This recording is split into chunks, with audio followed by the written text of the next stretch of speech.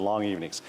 Reprise du débat, continuing debate. The honourable member for Essex. Thank you so much, Mr. Speaker.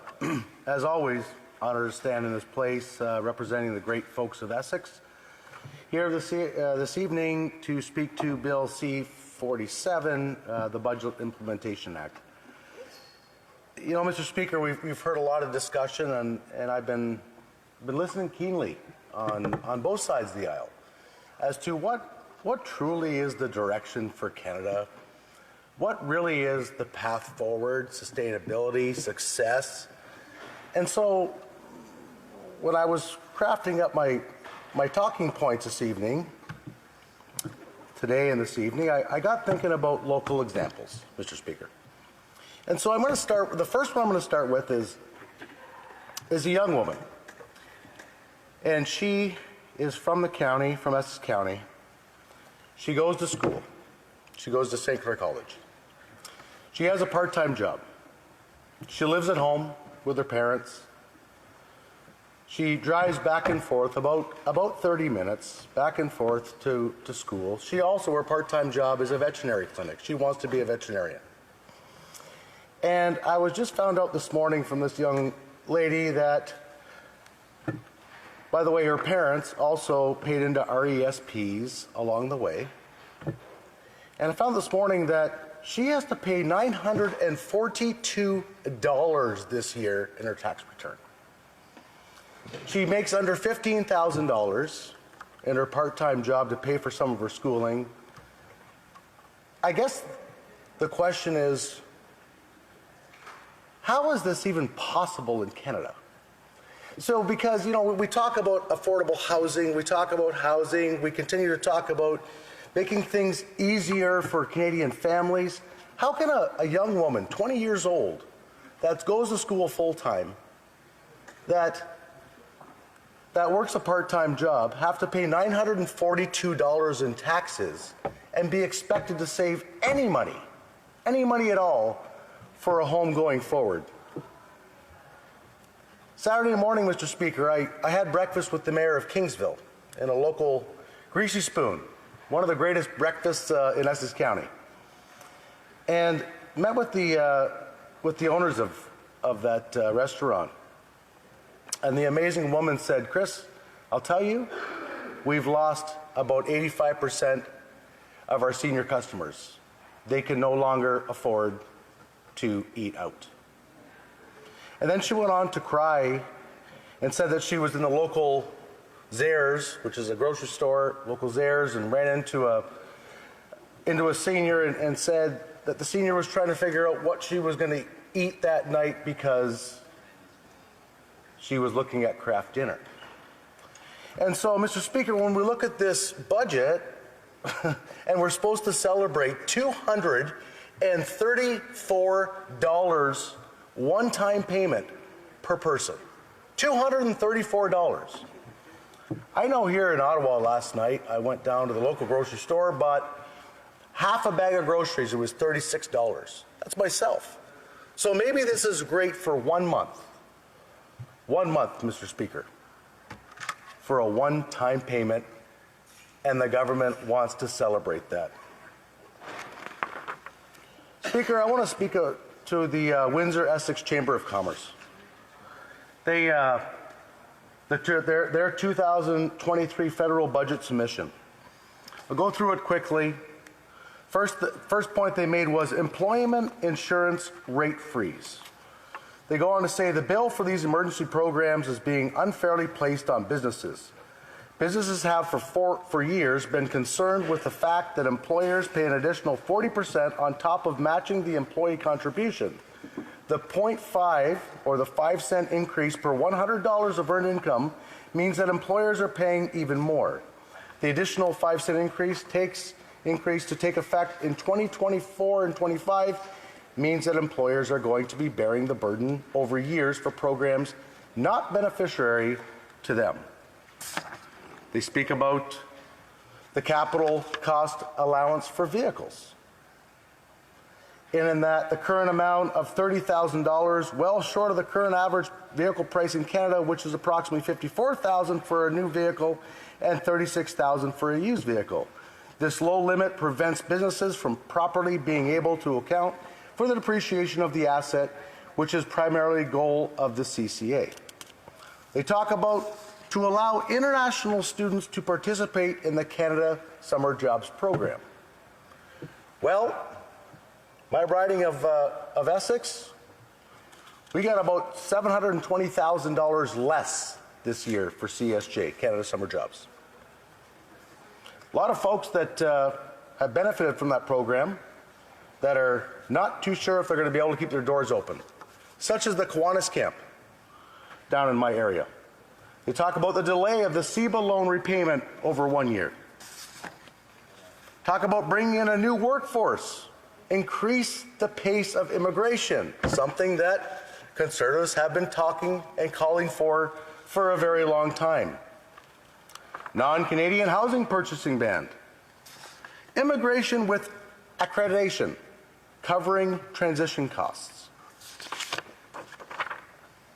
Mr. Speaker, we hear a lot about housing, an awful lot about housing in this House, ironically. Speaker, you know, for a young adult, so that young woman I'm talking about, or perhaps a young man that's working full-time, that, quite frankly, cannot find a home. And if he can find a home, he can't afford the home. Mr. Speaker, this government loves to pound the drum that they're doing so much for housing. Mr. Speaker, maybe the problem is they can't even plant a tree. Shame. They can't plant a tree.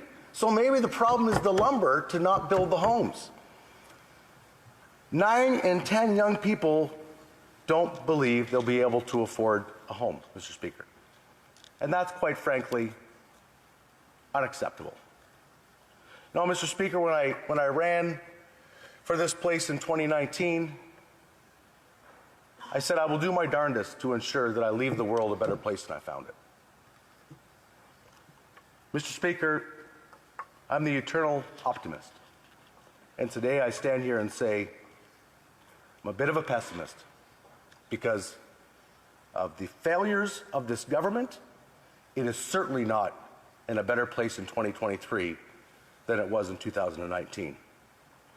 Mr. Speaker, skilled labor. The government's been, again, pounding the drum. Volkswagen plant. The Volkswagen plant. This is fantastic in housing. This is excellent. And quite frankly, it's a great investment. Wonderful.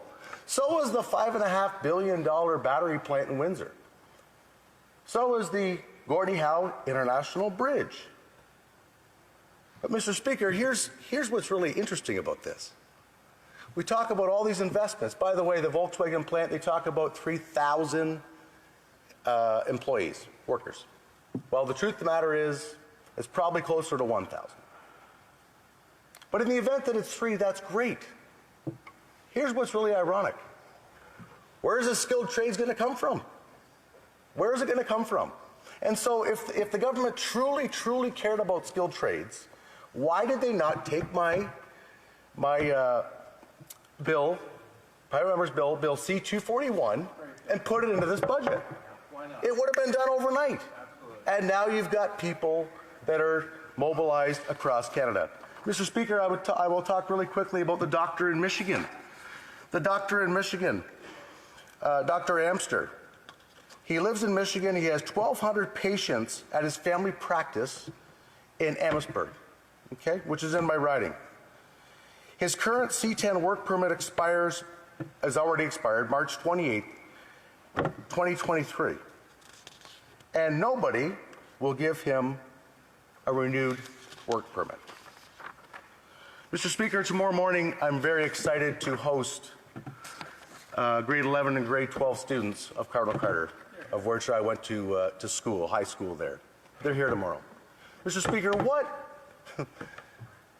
do I tell them? How do I explain to them that what we're doing here is fighting for their future when a budget, quite frankly, falls so short for them? Thank you, Mr. Speaker. Questions and comments? Question and commentaire. The Honourable Parliamentary Secretary to the Government House Leader. Yes, Mr. Speaker, as you likely would detect, there is a number of flaws in the member's comments, and the one that comes to mind is he started off by talking about, well, you know, the grocery rebate, and he's being critical because it's not giving enough. Now, the Conservative Party actually supported the passage of Bill C-46. C-46 ensured through legislation that we're going to be able to give that grocery rebate. To the very best of my knowledge, not one Conservative MP came to the government saying, well, we should be increasing the rebate amount. They had to be dragged kicking and screaming in order to be able to have the support for the rebate, Mr. Speaker. In fact, one of the reasons why it's in the budget debate, that particular clause, is because we didn't know we could even get them to agree.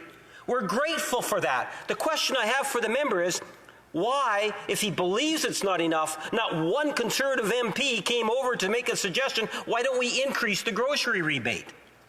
Honourable Member for Essex. Thank you, Mr. Speaker. Through you to the honourable member, thank you for the question. I'll answer a question with a question.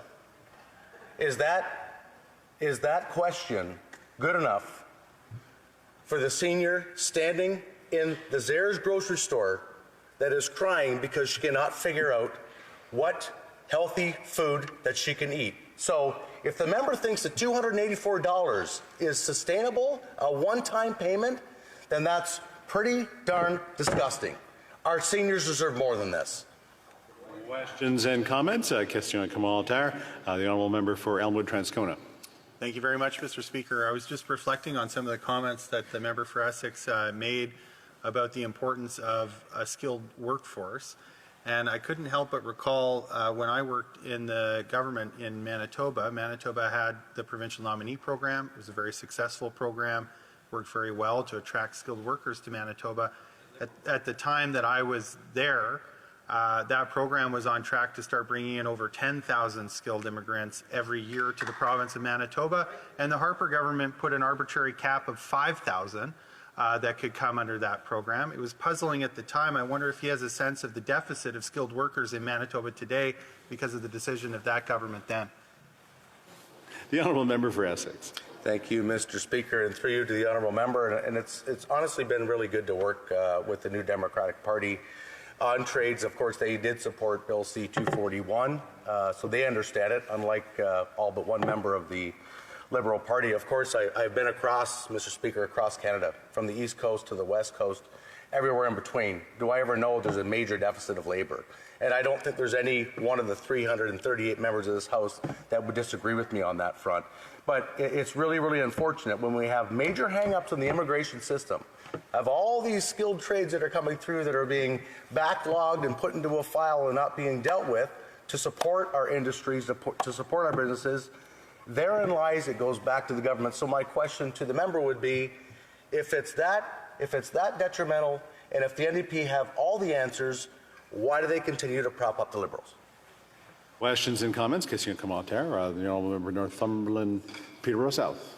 I listened to the member's speech, and it was always great. And I must say, his mother's also a very good cook. So a shout out to Helen out there. But my question is this: so we had the rebate, which is a GST rebate, and the gimmickly called the grocery rebate. But isn't the real solution to making life more affordable to get this government's out of control spending? Because the more this government spends, the more life gets unaffordable for Canadians. Essex. Thank you, Mr. Speaker. Thank you to the honourable colleague, and I'm sure Mom is watching tonight. She makes excellent chocolate chip cookies. You know, Mr. Speaker, this is all about, and can only be about vision for the future. And so everything that we do today in this House must ensure, it has to ensure that life's more affordable, spending is reined in, but that same spending that we are doing is enabling and allowing our young men and women in the workforce to go forward to start their own lives. Mr. Speaker, I really do appreciate the question.